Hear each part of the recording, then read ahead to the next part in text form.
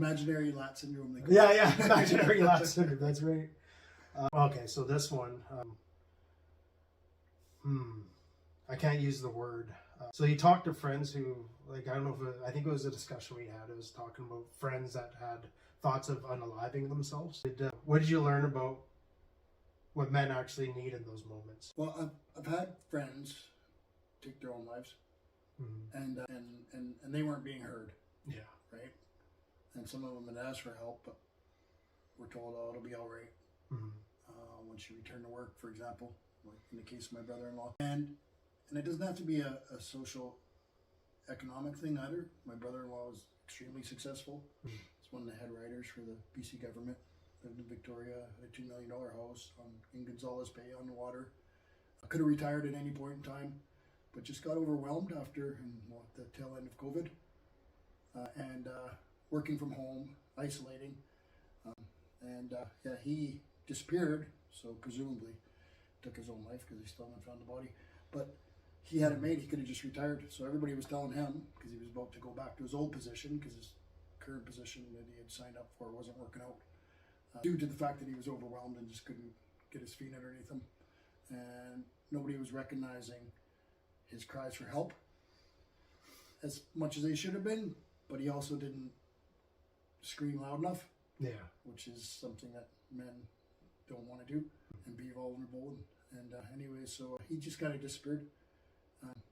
If I had known more about it at the time, I would have recognized it, because I'd already gone through my stuff, right? And so I would have, for sure, because of the training we had in corrections, right?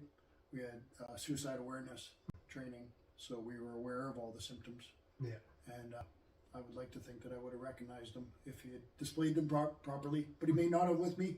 Yeah. Because you just never know, right? So it's just a hard thing. In the end, he did what he wanted to do, and he is where he wanted to be at that point in time, whether it was a proper decision or not. And that's what I try to think about with people who are struggling with it, with those thoughts. It's a dark place, and for me personally, because I went through it, I was so overwhelmed with going through an investigation that I was going through, where I had stuck up for my female coworker who was being sexually harassed by my male coworker, and I supported her. And then a lot of the institution, like I said, the subculture in the institution is a lot of, at the time, before the Me Too movement, was a lot like the inmate subculture. So I was being called a rat because I put in paperwork on him and supported her. Yeah. Even though I was put in that position where I had to say yes or no, did this happen, right? And but I also prided myself in supporting her. Yeah. And I learned what women go through in a workplace specifically like that. Yeah. That I had no idea how bad it was. And so for me, it was like a flash of lightning. Fuck it, just kill yourself. Yeah. Yeah, no, Clint, you can't do that. A couple days later, fuck it, just kill yourself. Like a flash of lightning. But then those flashes became regular. And then a lot of times, it was the first thought in my brain before I even opened my eyes in the morning was taking my own life. And people need to hear and see your struggles, but they can't hear and see it if you're too stoic. Yeah, that's true. So you have to be willing to be vulnerable. And as a man, we were taught growing up that we weren't allowed to be vulnerable. That's right. So it's a catch-22. Honestly, it's a damned if you do and a damned if you don't, depending on who you talk to, right? Yeah. But I think the resources out there are better now more than ever, and they'll only get better as time goes on. And I think people need to reach out to the professionals. Yeah. Yeah, 100% to the professionals, because they could tell their spouse or their sibling, and it might get downplayed like it kind of may have happened with my brother-in-law scenario. So. Yeah. Where he was told, "Oh, you'll be all right once you get back to your old job." He didn't make it back to his old job. No. Nobody was hearing what he was saying, or that person that he had spoken to wasn't hearing what he was saying. And but if he had reached out to that professional and told them the truth, you got to be honest. When you're not doing well, you're not doing well. Yeah. And that's just the way it is, right? It's no different than me with my fight or flight response. It's not up to me, right? No. Yeah. And I've come from a place where I had those thoughts too. Like in teenagehood, I did attempt, and it was like took a bunch of pills, and I was very lucky that my foster mom at the time, she knew what happened, or she found out what happened, and I got to the hospital, and she gave me charcoal, or they gave me charcoal, and she sat with me the whole night. Yeah, and that was the major time where I did that, and I've had the thoughts come through and everything, and that's why I'm like, I want people to be able to reach out, and I actually worked on this. I've been working on this piece of document, and I got it mostly finished. I sent it to my girlfriend, and she's showed me some edits, so I gotta edit a couple things, but I'm gonna post it on just so people could click on. It's like, so they have a resource where they can call somebody, and it's like there's a national wide line. I think there's one in Canada and the US, so I'm gonna include resources like that for people, and and hopefully like videos like this, just to know that they're not alone. Like, and that's like the biggest thing. Like, we need to come together and talk about it. Like, even though it doesn't feel right, doesn't feel normal. And I came from a place where I was always people pleasing for other people all the time, and then I would be abandoning and neglecting myself. And so it's like, it was unnatural for me to be vulnerable and because of those things too. Oh, you want to cry? I'll give you something to cry about, and those kind of things, right? So it's just like, boys weren't allowed to cry back in our day. No, not at all. I broke my arm when I was a little kid. Yeah. And I was told big boys don't cry. Yeah. So today I can't turn my wrist because we never got taken to the hospital because I stopped crying. Oh. Because I listened. Yeah. To the person who told me big boys don't cry. Yeah. Yeah, and that's almost like, in a way, because like being human is part of crying. Like, that's an emotion, right? Yeah. And it is something. Like, I know there's times in life where it's like, shit's fucking hitting the fan right now, and we have the survival tools to shut everything off, but then it's like, after we're out of that survival, it's like, how do we heal that?